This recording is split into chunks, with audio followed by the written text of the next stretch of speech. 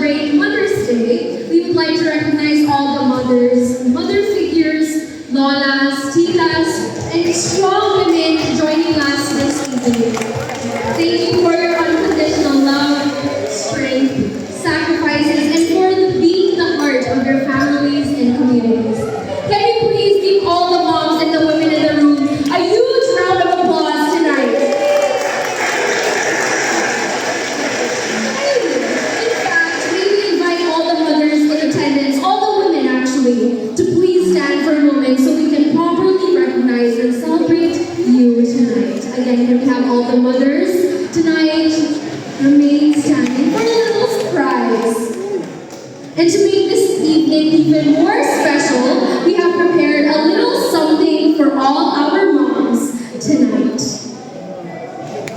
Sir Martin, can you floor if you could do the honors? I think for all the mothers, here's a little surprise for you all. We are going to be distributing some flower bouquets for all of you.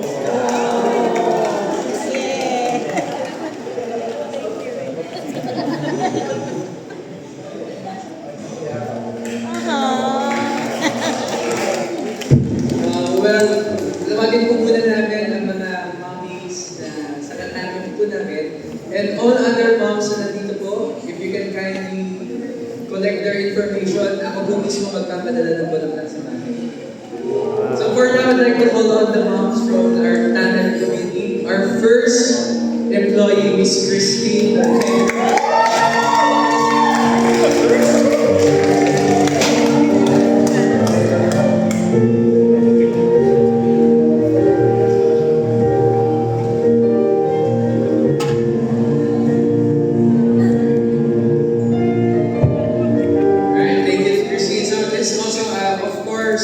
The next one, another, our accountant, our mini boss, Miss Jerica Serafina.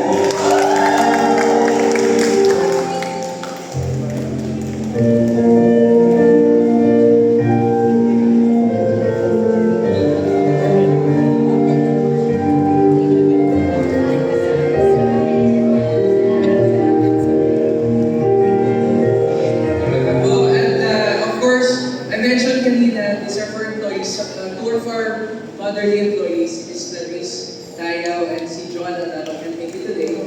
Yung iba I mentioned, I'll personally deliver flowers po sa inyo. But for now, we have three more here. Advance ko na lang po muna. So the first one, our partner when we work together sa Department of Agriculture, Ma'am Jules. Thanks for you.